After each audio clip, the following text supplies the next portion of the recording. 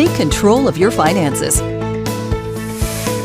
Gain insights from top industry professionals. Financial topics that matter to you from your go-to resource. This is Right on the Money with your host, Dennis Mattern.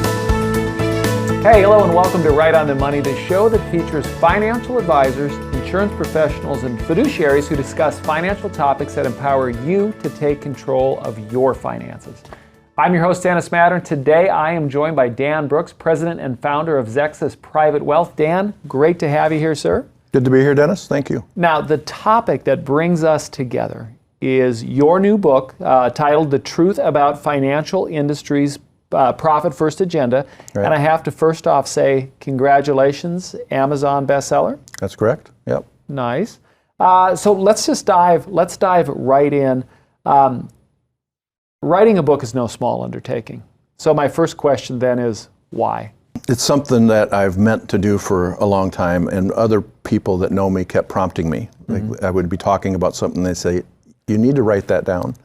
So it just finally got to the point where I decided to do it, and hired the right people to make it easier on me. Yeah. Now the book, I would almost say yours. There's a little bit of a expose-ish type feel to it. So I mean the title's provocative. The truth about the financial industry's profit first agenda. Tell us a little bit more about that.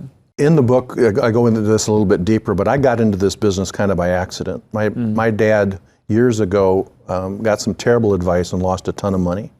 And I didn't find out about it till he passed away, and my mom said he wasn't able to leave us much.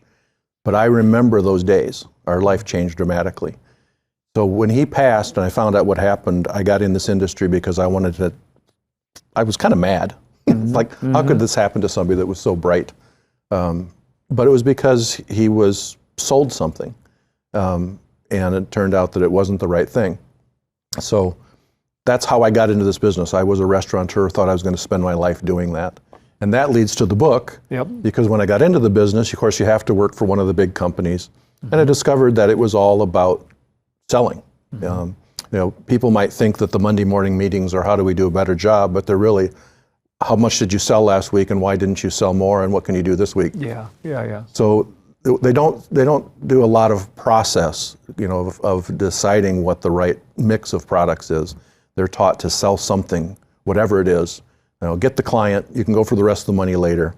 And that just rubbed me the wrong way, but it kind of confirmed the reasons that I got in the business and kind of why I went off on my own. And that independence is a big deal. I think it is, yeah. You don't have anybody looking over your shoulder, forcing you or encouraging you or to sell certain products or certain companies. So it gives us access to the entire suite of products that are available. Well, let's talk a little bit, the book goes into this, but the role of a professional advisor, because right now, more people have more access to more information hopping online, and yet more people make terrible decisions. And in the book, you've got a couple great analogies of why somebody should work with a financial advisor. And I think, would you share the Audi story? I think that's a great one. Yeah, and that's just one example. I've got a couple of very high-level technicians that work at Audi. And they're fantastic cars, but they tell me stories about their customers who try to do something on their own, or they go to a local friend or a local service department to work on their Audi, and then they bring it in because it wasn't fixed right, and these guys have to unravel everything that was done wrong. And the client ends up spending more time and money than they should have when they really could have got it done the right way the first time.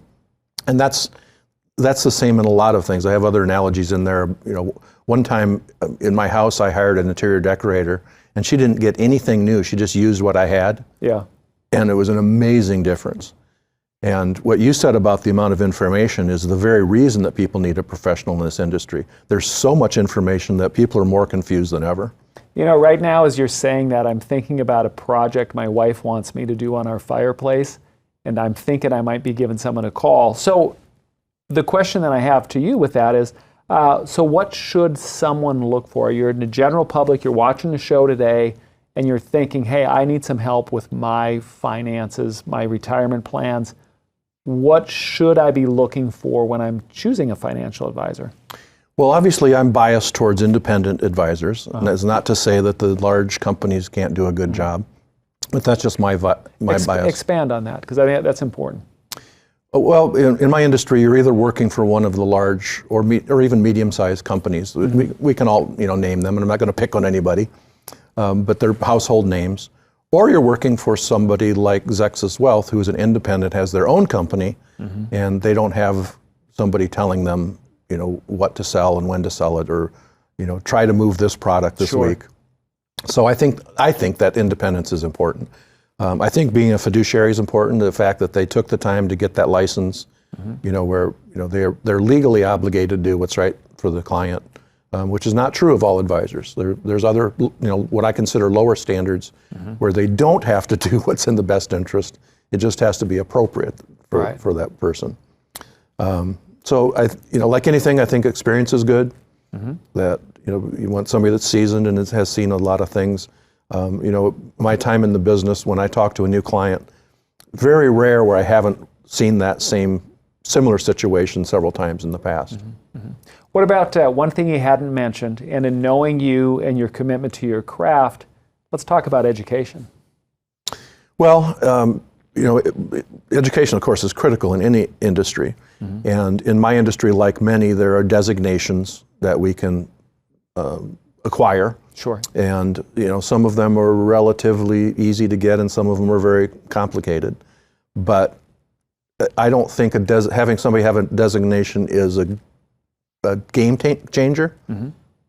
But it can just be a clue that somebody that has a designation or more than one has taken the time to learn things and proved it. We're going to take a short break, and then we're going to come back, and Dan is going to talk with us about the key first steps that you should be taking to start planning for your retirement. Also, I want you to know that you can always watch full episodes on our YouTube channel or at rightonthemoneyshow.com. Now I'm going to ask you for a favor. Squeeze the like button, click subscribe. That way you will not miss a single show. We'll see you on the other side of the break.